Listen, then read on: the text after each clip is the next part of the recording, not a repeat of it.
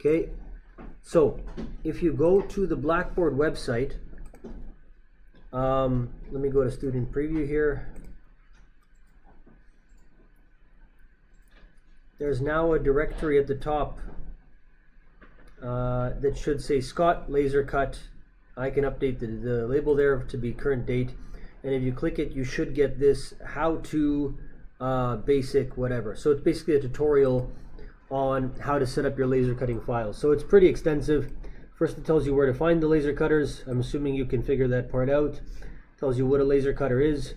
I'm assuming you can read that if you want to. Then it tells you a bit about how you can use the machine, what type of materials they have. So this might be useful to look through. They've got illustration board, craft cardboard, various colors of acrylic, so it's plexiglass. And then I think they say you may be able to supply some of your own materials. And I'm assuming that this warning is basically saying that you need some kind of supervision or permission before you do that. How long does it take to laser cut? Scott told us, so I would stick to what he said. Give it to him a couple of days or a week beforehand at least, especially during a time that might be busy. But it may say something else here. But I would listen to Scott over top of this file. This is the part that concerns us. So laser cut file, basic setup for laser cutter. After you've completed your drawing and design, make sure to convert the file into a PDF file. So I'll show you how to do that. Once you have your PDF file, make sure to show the following colors. Red, blue, black, green. Each color represents a command to the laser cutter. If you don't have at least one or more of these colors in your PDF file, your file will be rejected and you'll need to resubmit. In your drawing and design, you need to figure out the laser commands for the laser, okay? With the following information, show your image with the colors noted below. So this part is the most important here. And I'm guessing a little bit. I'll go and clarify with Scott, but I'm assuming the first cutout that you see here in red, that's whatever you want the laser cutter to cut out first. It drops down a millimeter or two when you cut it, something like even half a millimeter, because the board isn't super flat. So if you cut something out, it will drop down an imperceptible amount, but it comes down a little bit. And therefore, you don't want to, if you want to engrave anything or put a texture on something or something like that, ideally you want to do that before you cut that object out. Because once it falls a bit, you're going to get some distortion. It may cut it a millimeter off. That, you know, you don't want that in your model. So any stuff you want to get rid of, which I don't think you do. I don't know if you have to get rid of anything right off the bat. But if you do it in red. Engrave and raster. So engrave is where you want to etch an outline of something in. So let's say you want to have a title burnt in, you know, some kind of letters or something like that, or you want to show a window without cutting it out. You just want to show an outline of something or a border. I would say you do an engrave. It's a cut into the board, but not all the way through. But it's a clean. It appears as a clean line. Raster is when you want to burn stuff. So if you want to burn some kind of texture in, some kind of brick pattern or something else, or you just actually you want to show texture more than just a line, like some kind of a burny type of texture, that would be raster. And then final cutout is when you want to cut out your entire pieces. So that's kind of the order I would set up your file in. Regarding the cut lines, red and green, you can select one color to show cuts. Sure, it's fine. And then it gives you a bit more information about the rastering versus engraving versus cutting below. And that's about all we need to know to get going. I'm going to see if there's anything else we need on the last page. Okay, where do I send the laser cut file to? So it gives you an email address here. And when do you pick it up? We can worry about that later. And a few more basic things you need to do. But let's focus on formatting our file correctly. So if my drawing looks something like this, let's say I want to laser cut this facade here, this portion of the building. I just took this from the examples, but I'm assuming that, actually I should show it with the mouse so people can see it in the video. I'm assuming that this portion here is behind or somehow offset in depth to this portion. So these are going to be two separate pieces. This piece is going to be cut out, and then I want a separate piece cut out here. So first, what I may want to do, it depends. This is going to be a bit messy because I'm just grabbing a file as an example. Yours might already be on layers. But let's say I want to start cleaning this up. So First thing I would do is set up my 4 layers. Where do we go here? Layer properties. Close this thing. And I'm just going to set up 4 new layers. 4. There, one more. So, one is going to be called red, black, what did we have? Black, blue, and green. And so red, I would set them with the colors right away, just so they appear in that color. Black I'm going to leave as white because we won't see it if I turn it to black. Blue I will set to a light blue or a cyan. You should set it to the real blue. It's going to be harder to see, but that's fine. We'll do it with real blue. And then green, obviously we'll set to green.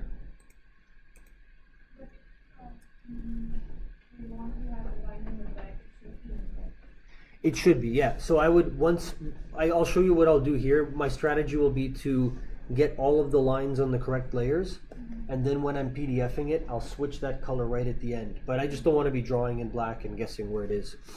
So my strategy here, I've got a whole bunch of horizontal lines to represent the bricks. So I'm just going to start cleaning that up first. I'm going to try to zoom in a bit here and grab a whole bunch at once,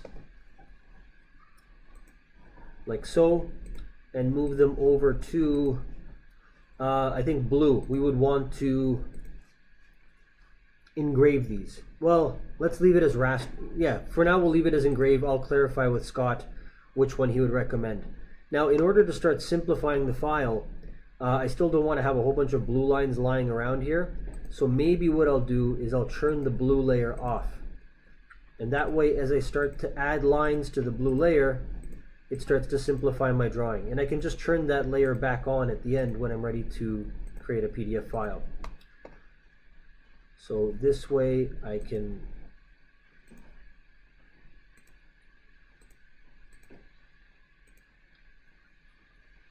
send it to blue. Yeah.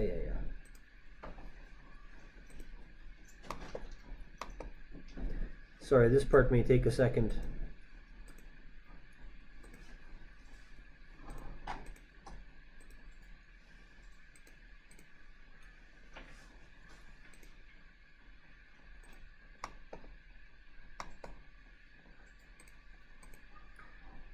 Actually, now that I'm thinking about it, to outline these doors and windows and such, that will probably be engrave. And so raster, I wonder if raster is just a lighter, very light version of engrave. So again, I'll clarify this with Scott, but I'm going to change my mind here in the middle, and I'm going to switch it. We're actually going to put these onto the black layer. And so I will switch what is on the blue layer to the black layer as well.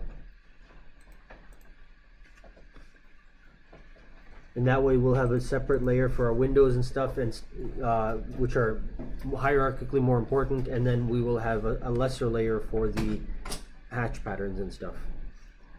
Select. But it shows the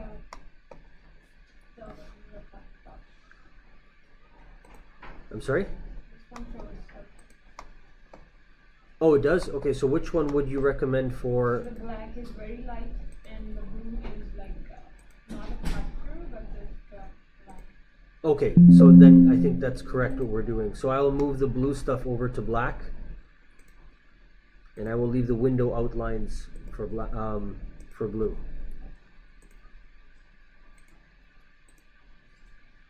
Move those to black. It's just telling me that the layer I'm moving it to is off, and that's okay. They turned off.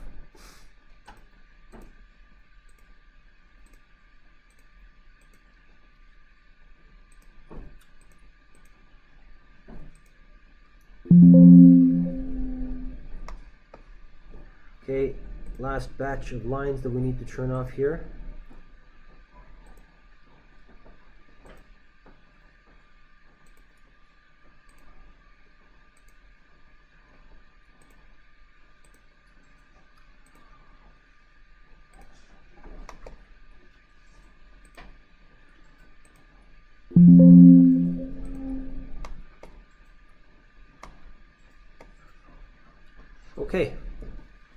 So I have my hatch patterns out. Now I think I lost a line somewhere down here. I turned it off and I made it a blue line. And I think it might be, or sorry, black line, and it may be more important. That's this guy right here. So I'm going to switch this one back to blue. And now turn the rest of the black lines off. There we go. Now the next thing I think I want to do is I want to do the engraving. So that's the lines that I want to use to outline stuff. So how would I do that? So for instance, if I'm looking at this window, I think what I would like to do here, let me switch to that blue layer. I would like this outer line, it's jumping here a bit, what's up? Oh, this is on. Okay. I would like this outer line to be engraved, but I would like, I think green is cut, so green is the last cut. I would like these shapes to be cut right out because I want the windows, I want to put some other material in the background there to show the windows. Does that part make sense? Kind of. So I want this blue line here to be engraved. That's not a cut all the way through, but I want these green squares to be cut right out, and therefore it will leave a little white strip here to show a separation of windows. So that's the kind of thing I want to do, and I'm going to go over my whole facade. I'll do one more like that. I don't want to, bore you guys to death for something that you already understand. So I'll just show you one more. Or how would it be? How could I do it quicker? Let me see here. I could probably just copy this guy and this guy if the windows are the same size, and move this to there. Okay. Copy this guy. See, if you have it on your own layers, you can simply switch the layer.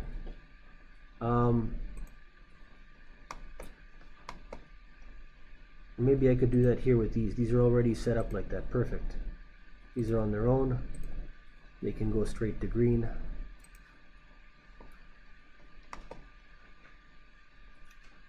And these guys are not. So I can't simply, if I turned this to a green object, it would mess up my, see, if I did this and then I just converted these two lines to green as well, this would not work for me. Anyone know why? That's right, it'll cut the whole thing right out. I'll just end up with one big opening. So that's why I'm going to undo that, and instead, in that instance, it would be better to copy the separate rectangles. So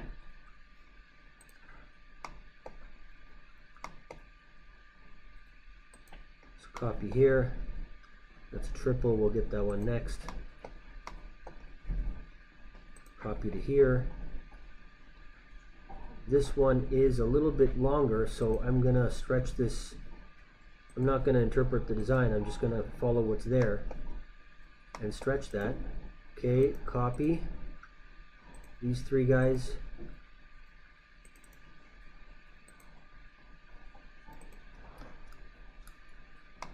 Same thing, this one is a little bit wider. So you have to make these little decisions as you're going, because once you cut, it's done. You can't, it's harder to glue something together in a way that, fix something like that than it is just to be careful while you're setting up your file. In fact, I think most of those windows that I have, the first window in every series is a little bit small. But you've seen me fix it a few times, so I'm not going to go around fixing every single one.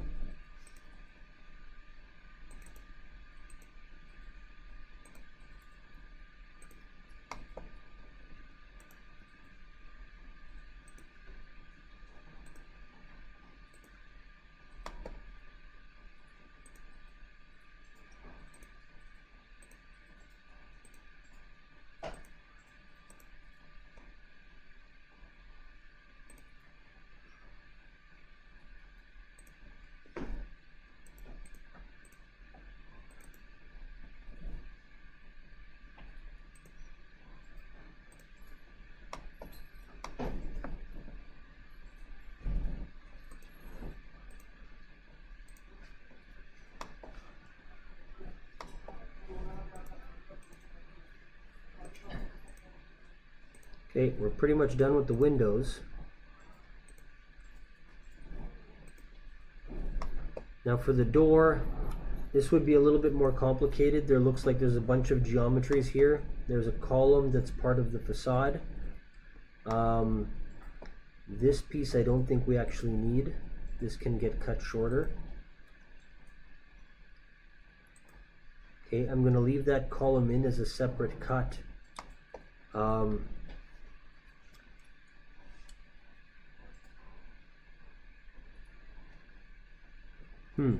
Just trying to think through this. So this door looks like it's sunk in, like there's a column in front of it, and this is behind. So maybe I do want to keep this line here. And what I would do is cut this as its own rectangle. So I would do something like that. Oops, I need it in green. Okay.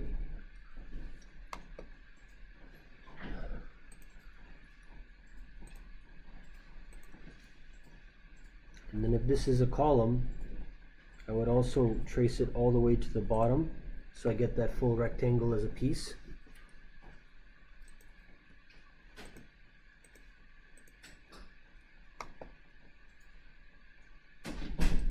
These brick patterns may be too small to see. I don't know if the laser cutter could do something that tiny, but for now I'll just put it onto the etch pattern anyway, onto black. Get it out of here. And again, same thing for these windows. So I would outline the stuff I want to cut in green.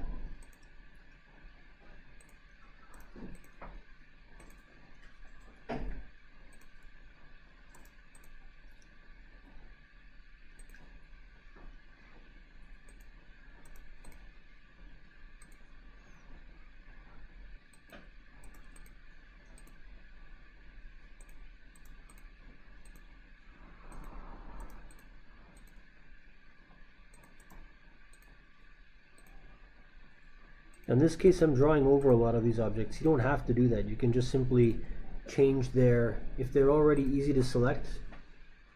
If this looks pretty easy to select, I can just change this thing's layer to whatever I want it to be.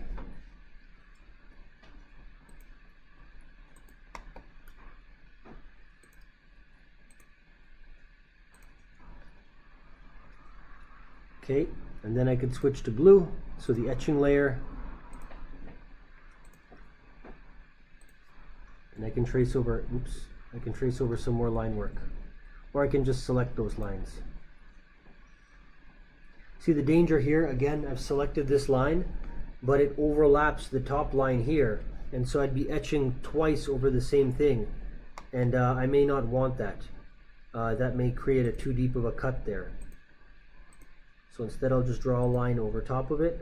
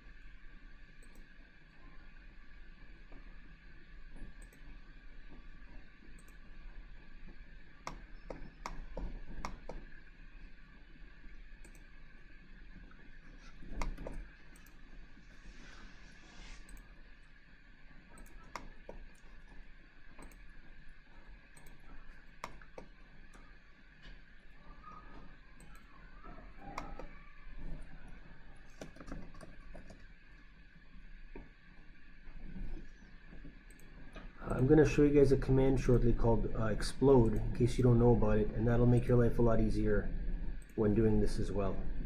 Okay, so we've formatted most of this part of the building. This stuff I can also put onto engrave.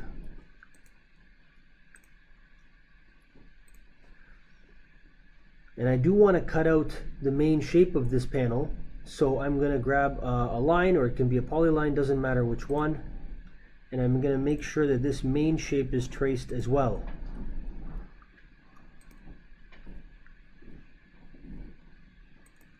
All the way down to where I want it to be cut. Okay, now to speed this demonstration up, I'm not gonna, you would then, oops, I did this in blue, no good. This should be green.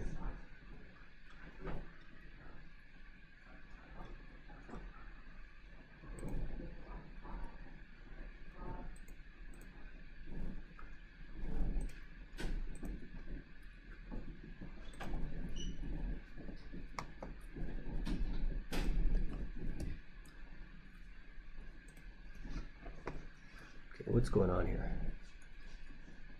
So to simplify this a bit, I'm going to take off this back layer now so it stops cluttering everything.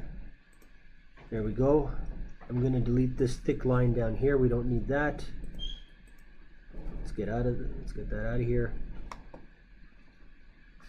This part can get trimmed. So I've taken some of the drawing away just to make this example a bit shorter. This I need to make sure is green, so it cuts. Okay, and this shape down here I'm just going to delete for now. Okay, now I'm going to turn on my black layer as well, so I get all of the layers. I'm going to delete these guys here because we deleted that part of the building. Okay. So now what I want to do, there might be still a whole bunch of lines that overlap. And if you're cutting right through and you overlap, it's no big deal. It just cuts through twice and the machine won't get damaged. But if you're doing, let's say, something that's engraved, and then you accidentally underneath it have a green line that says cut, now your stuff that you want engraved is also getting cut, and it can get very confusing. So there's two commands that might help you here. The first would be explode. And so that means all I did is type in explode, select objects. I'm going to select everything and hit enter.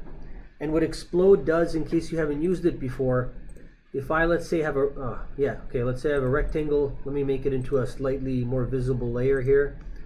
If I pick it, it selects as one object. But if I explode it, it breaks it into individual pieces. See what I mean? Now it's individual pieces.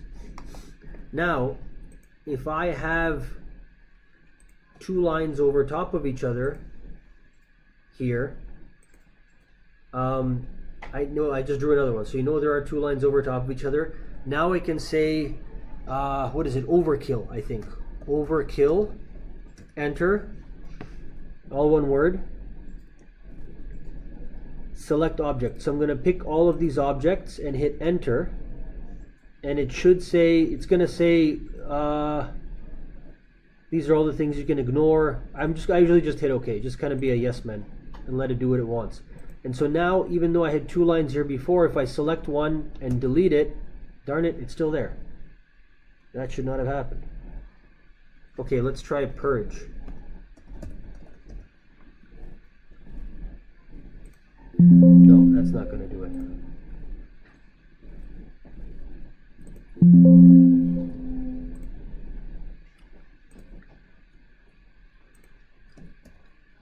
Sorry, let me try overkill one more time. I thought that would do it. Select objects.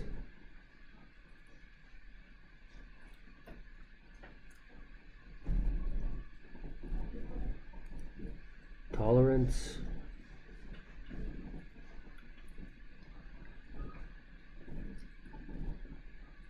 Ignore polyline. Segment widths. Optimize segments.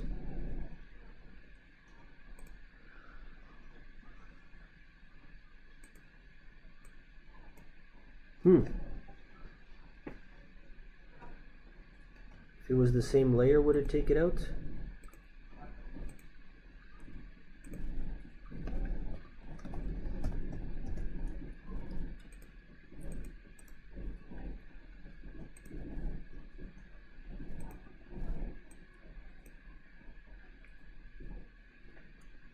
Sorry guys, this has worked for years for me. Sorry? Maybe you got more than one layer on for the one line. Maybe you put two on top of two back. Two on top of two? You see how you could take off that one, but it stays. Maybe there's another one. Maybe it doesn't overlap exactly. Let me try again here. Okay. Overkill.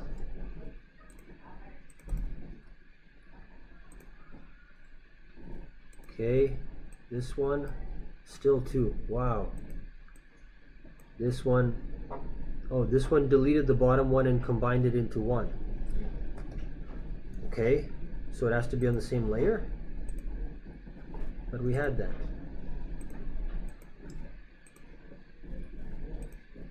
Maybe that's it. It has to be on the same layer.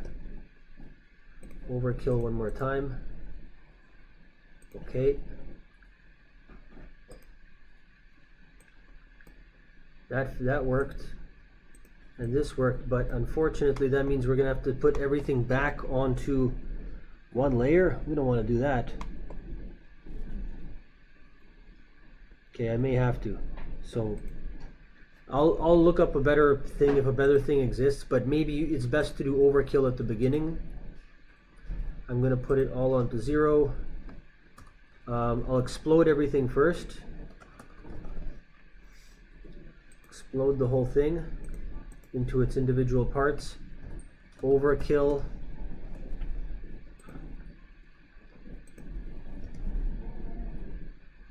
Overkill everything.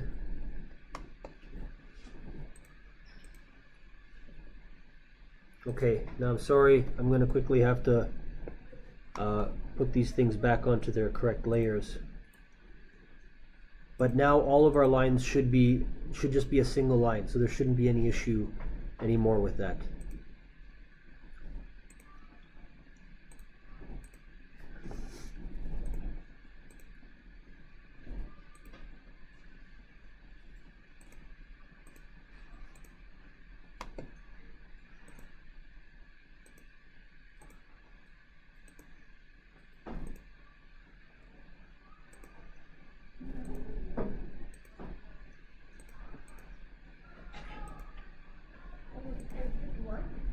I'm sorry?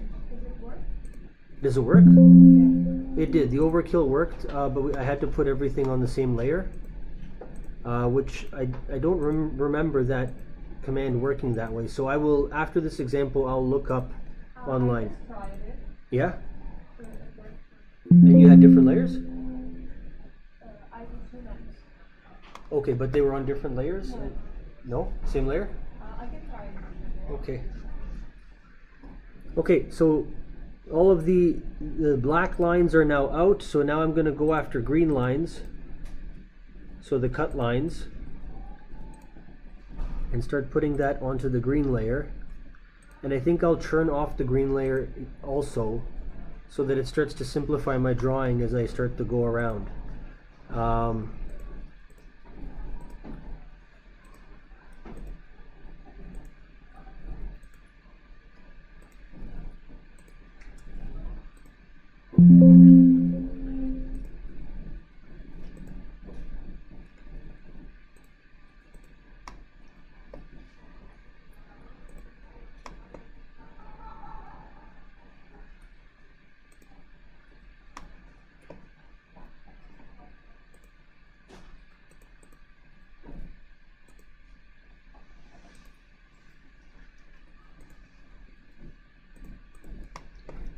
It's also useful to know the keys for selecting and unselecting. So for instance, if I pick something I don't want to pick, I can hold shift and click it and it'll unselect it. So that way if you accidentally select something you don't want to select, you don't have to start all over again. You just unpick it.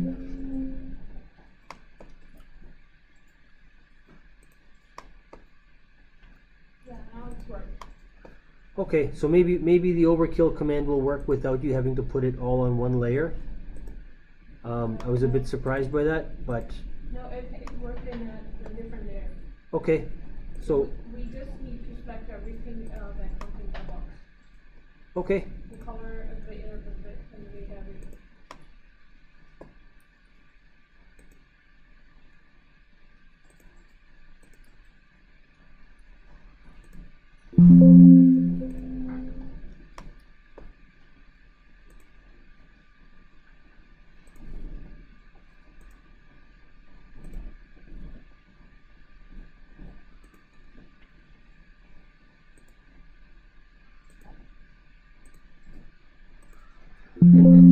I know this is a bit tedious, but as you keep going, it gets easier and easier, because after I eliminate all the green lines, all that's left is blue, which is etch. And so then it's a very quick process. Once that's done, we go straight to PDF, and we should be done. So I'll demonstrate that next. I'm just going to finish these cut lines. Green, close. This line and this line also we want cut.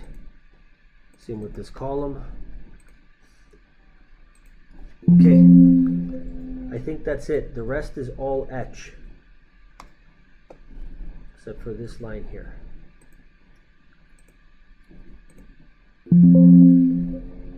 Close. Okay. Now I pick all of this. This goes to blue. Good. I can turn my lines back on, so black and green come back on. I'll delete any extra stuff I have. Now we need to scale it. Does anyone remember what scale this is supposed to be at? Is it 1 to 200? 1 to 200? Okay. So if it was 1 to 100, well, let's just see the size here. So I'm going to check the size, the distance. 8.7. Okay. So I kind of pulled this online just so I could quickly get a facade here, but 8.7 does not sound like the right scale. What are our units? So you'll probably not have this issue that I'm having right now. Okay, units are millimeters. So this facade should be what? 60 meters or something like that, right? So 60,000. Let me just do some quick math here. So I need to get this to the correct size that you would likely have it at in your file. I just need to scale it up here quickly.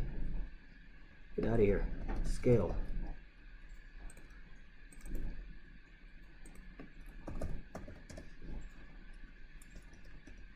Okay, so now if I check the distance, it should be about 60 meters across, 65, whatever. Okay, so we have a distance. Okay, so let's say this is the size of our building. Let me just get it to something that looks right. This door should be about 2 meters wide. Did I scale it correctly? 3 meters wide. Okay, whatever. So we'll say, let's assume that's the correct scale. Now if we want to scale this at 1 to 100, if we want to scale it down, we would need it to go, we would need to divide it by 0.01, I believe. So if we want to scale to 1 to 200, we may need to scale to 0.005. Let me just see if that's correct, and then I'll explain the logic. So I typed in the scale command, pick the base point, and I want to do 0.005, enter, and it's going to be tiny. But now let me check the distance on it, and it should be about 40 centimeters or so, 30 centimeters. So we would expect 300 millimeters or something like that, and it's 326 millimeters. So that's correct. Now the way I got that crazy number, if you're wondering why did he do it by 0.005, this is what I did. If your current scale is 1, right? This is the scale we're at right now, and how much do I want to make it smaller by? If the scale is 1 to 200, I would divide by 200, and so 0.005 is the factor. So I need to scale it by 0.005 to shrink it to the size we want to laser cut it at. Okay, does that make sense? Okay, so now we've got the right size. We have our layers set up, so we can say. Sorry? I just, when I imported this from a PDF, it just gave me a random start size, but your models are, the ones I saw were approximately that big. The building size is about that big, so that's about 30 by 30 centimeters. It won't be exact. Yours will be based on your own design. But I'm just saying that if I measured this from side to side, and I got, from here to here, it said the whole thing is 30 millimeters, I would say, oh, that's a problem. I've done something wrong, because I'm going to get an object that's 3 centimeters long. This is obviously too small for your model. Or if I measured it and it said 3,000 millimeters, That's 3 meters. So that is way big, way too big for what we were expecting. But it gave us 30 something centimeters, so we know we're in the ballpark. We did the right thing. So we have this. Now what you would keep doing is you would do all of your other facades, all of your other pieces. So you would have many more pieces like this. And then you can say File, Print, or can we go to PDF right away? Is there a PDF option? No, let's go to Plot first. And so here you'd pick a PDF. Microsoft to PDF is fine. Now we want something. No, that's probably not going to be good for you guys. You're going to have a lot of pieces. So you may want something that gives you a drawing size page. AutoCAD PDF, general documentation. Sure, let's try that one. And for page size, let's go 24. It doesn't matter. You can do any size you want. I'm going to go 24 by 36. And I'm going to say plot area width to plot, window. So I'll pick a window around this thing. If I want it to appear in the center, I can click center plot. You know, this isn't as rigorous as when you're doing drawing printout, because you're just giving Scott a file with a bunch of objects on it, and he has a special software that takes it from there. So I think we're about good here. Plot scale, fit to paper. No, I don't want that. I want millimeters, and I want it to be 1:1. So essentially, I could switch from custom to 1:1. I don't want it to do any scaling, because we already did our scaling, right? We shrunk it to 1/200th the size. So we want no more further scaling to occur. And plot style, I think I can leave it on none, because then it will simply leave the colors of ink that I selected. So let's go to preview. I think that's fine. We can say OK. Now it'll be relatively bare because it's alone on that page, but that's what we have. So now I can say plot,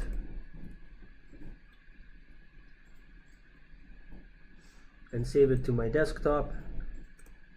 I'm just going to label this as laser cut PDF test or whatever. It doesn't matter.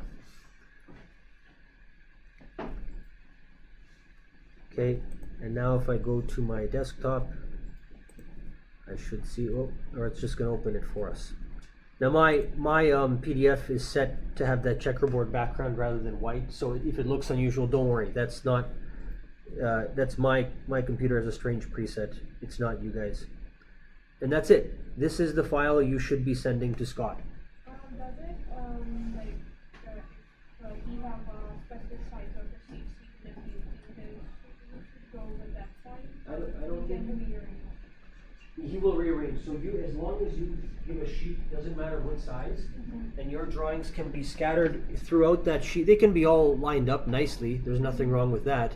But as long as you have a bunch of parts detailed along here, it's scattered, doesn't matter which way. He has a software that will recognize each of these individual things as objects, and it will nest them together, I believe, in the optimal way that he prints it out. And we can send the PDFs maybe 2 or 3 or whatever. I believe so, yeah. You can send multiple files.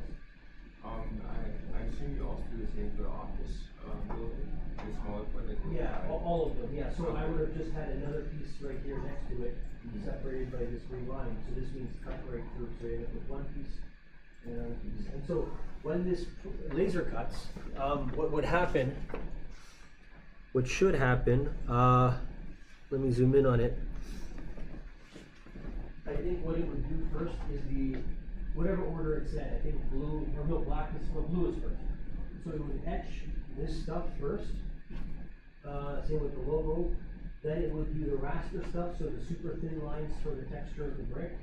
And then last it would go along the green and cut that completely out. And then you would end up ideally with one big piece, has all of these patterns etched in it, and the windows just fall out, literally just pick it up, or you might have to do a little tap and it fall out. Yep. So for the site plan, right? Should it like break down into multiple parts or like just do all of it? You can, it might help to do it if you have good question actually. So if you have your site plan, you may want to do it as one big piece and draw, basically leave your whole piece and draw your parking lot out like almost like one cookie cutter shape. And that whole thing falls out. And then on your parking lot, you could actually etch all of the lines and everything else so that piece falls out. And in that case, the part that fell out would be the texture, would be the color of your parking lot. So be aware of that. Maybe you want to keep the white part of the board as the landscaping, and then you do a separate thing on a darker sheet, or some kind of whatever, some other material, is where you simply etch the part. Actually, sorry, I got a better idea. So let's take that back. Maybe what you want to do is start with your bottom layer, your base layer, which I guess would be your asphalt, and you etch everything in it. You etch your parking lot outline with all of the parking lot lines and symbols and walkways and so on. And then you etch where your landscaping and building sits and everything else. And so there's no cuts, just etched, you stick it down. It's just a big engraving, exactly. And then you put out the whole outline. You cut out just the big shape, the rectangular shape, and then you take the whiteboard or whatever you want your landscaping to be, and you cut the landscape part out of it, and you stick it onto the engraving. But because the engraving already has all the lines in it, you know exactly how to line up the board with the engraving. Does that make sense? Is it true? I know I'm just saying it in words, it'd be very, very short to you. We can go downstairs right now after this, and I can show you what I mean if you want. Okay, is that relatively clear? Yeah. Okay, I'm here anytime, yep. How would you do something like that? Same thing, you would take your plan view or your roof plan from your site plan, and you would just cut out the shape of the roof, and you would would basically outline the shape of the roof in green, and then you would add, just like the windows, if you have any openings for skylights and stuff like that, same thing, etch a bit, where you can cut something out. And then later, so as this green line gets cut and you have a hole there, you can take, you don't have to laser cut that, you can just cut a piece of black material or something like that and stick it on from the back. And now it looks, or better yet, cut one dry piece of black material, save yourself some time, and stick the whole thing on the back. And you don't have to put a ton of glue, a little bit here, a little bit there, that. You know, it doesn't have to be, you're not building, it's not built to last 100 years, you just want it to look good for the reputation. So with models, it's also, I was never super good at this, but I had friends who could put together models like that, and they would just think, they had a great mind for thinking, what do I need to show? And that's all they would show. My model would have a ton of stuff, you know, developed, and I keep trying to show the professor stuff that he didn't care about. And I spent hours on it, and so then I realized I didn't have to be running it back. So there was kids that could just kind of figure out, this is how you make it look good on the outside, and that's it. It presented. 2 days later, it fall apart, but it didn't matter anymore. So it may help you have a little bit of that thinking going into that. Okay? If you have any questions, I can head down to the lab with you, or I can start meeting with people. I'll end this video and upload it so you have it.